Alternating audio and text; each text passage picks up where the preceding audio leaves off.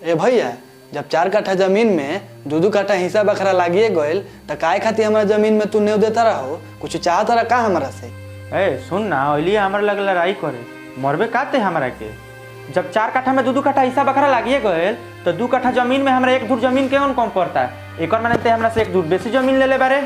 अमीन से तो सीखा बुद्धि क के नापी करवा के 1 धूर जमीन तो बेसी ले ले बारी हमारा से। यही से हम अपना घर के नेव तोरा जमीन में देले बानी। आ घर तो वही जा बनाए। देखो तानी कौन सरवा रोक लेता हमरा के ओजा घर बनाए से। आ तोरा गांड में जितना गुद्दा बा, जितना पावर बा, तू अपना गांड के पावर लगा दे। ओकरो बादो घर हम वही जा बनाए।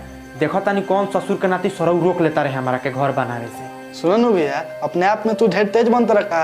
हम अपना आप पावे नीनू तो तार घरवो ना बने दे। आ सुननु, झूठे हमरा के बदनाम करता रह कि अमीन के सिखा पड़ा के हम तार 1 धूर जमीन ज्यादा ले ले बानी। जब तारा उतने अमीन पर शक रहे तो हमरा से कहेला हम ओ दिने दोसर अमीन बोला के तारा नापी करवैती।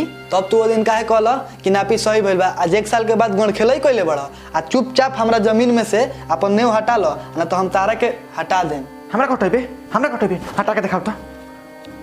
घर भर में सबसे पहले तोरे के काटे, भले छपरा जेल में जाके उम्र कद खटम, लेकिन तोरे के काटे सरऊ काटे।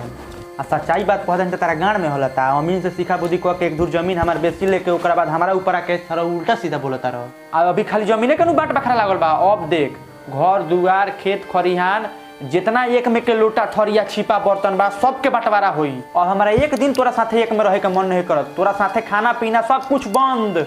न ते हमारा जियले ना हम तोरा मुँहले। भाई भाई के प्यार खत्म।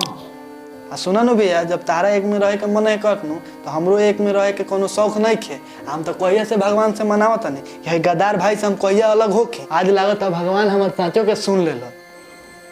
काहे के तोनी के दोनों भैया हाला गुला कोले बरसर आपसे में रोज रोज तोनी के दोनों के हाला गुला ठीक लागेला का? आ का भूलल बैठ तोर बड़का भैया से आ गइल? आवा तोहरे कमी रहल। सब झगड़ा तू ही लगैले बड़ा बुढ़ऊ। कौन सरवा इनकरा से कह दिले बाहू जौन 4 कट्ठा में समी के हिस्सा बखरा लागल बा, उनमें से इनकरा से 1 धूर हम ज्यादा जमीन ले ले बानी। ई मर्दे उहे बात लेके का करत रहन कि हमरा जमीन में नेव डालता रहन घर बनावे खातिर। एकरा के चुपचाप समझा लो, ना तो हमारा अपने माथा खराब बा। बिना पूछले सब जना के मारे। सबसे पहले हम तोहरे के मारे, ना समझम ना बुझम कि तू हमार बाप हवो। हमार खाइल कमाइल एकदम तू लो तबाह कइले बड़। अच्छा चुप, हाला गुला मत कर। हम पूछत नहीं ओकरा से तोरा जमीन पर काहे नहीं देवता? काहे रे ते काहे एकरा जमीन पर नहीं देता रे? काहे तोरा जमीन नहीं है का कि तेकरा जमीन पर नहीं देता रे? अपन घर बनावता रे ते का समझता रे अपने आप के? ए बाबू, हम अपना आप कुछ नहीं समझत। अगर तू चाहता रहे कि एकरा जमीन में हम अपन घर के नेव ना दी, अपन घर एकरा जमीन में ना बनाई, जैसे जमीन के बाट बखरा लगैल हो वैसे ही अब घर दुआर के बाट बखरा लगाओ। आ घर में जितना समुची बर्तन सर्तन बा ओकर सब अलग अलग कर। जितना घर में गहना गुड़िया बा ओकर बाट बखरा लगाओ, तबे हम जाके माने ना। तो हम माने घर में हम हाला गुला करते रहें। ई बात समझ जा तू।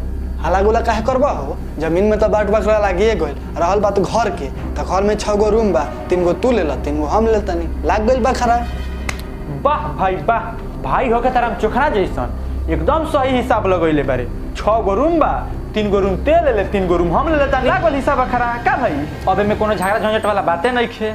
जा बाबू जा, अब हमनी के हाला गुला ना करम सन। एकदम भईवा हिसाब बखरा एकदम सही लगा देले बा, जानल कि ना? जा तू जा।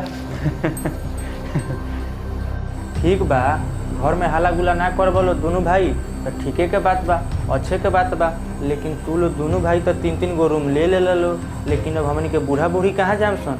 एकरो फैसला तू ही लो दोनों जना मिल के यही जब 12 लोग कह दलो कि हमनी के बूढ़ा बूढ़ी कहाँ जाम सन, कहाँ रहम सन। ए बाबू, भाई बूढ़ा बूढ़ी वाला ड्रामा हमारा लगे मत लगाव।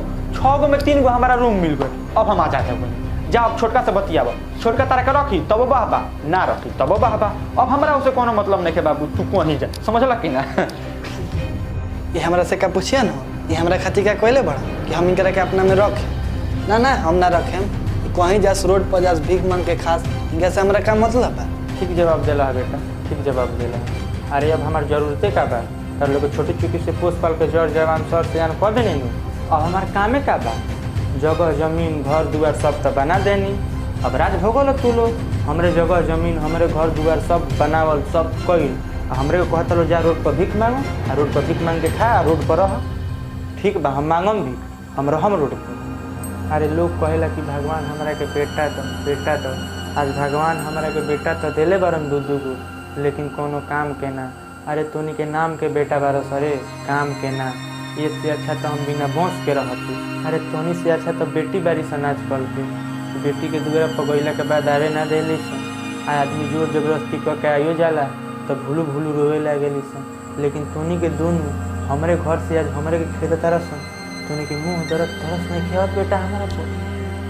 अच्छा तुम लोग दोनों जना रह लो, राज कर लो, हम जाता नहीं अपना बेटिए लगे, अपना बेटिए लगे रहे। तोर लोग के बेटा बारह सन, अरे जिंदगी में रहे मैं जियम तो देखेम कि तारा लोग दोनों जने के साथ हो, तार बेटा का करता रह लो तू ही फैल से, हम जाता नहीं अपना बेटी ही रह लो।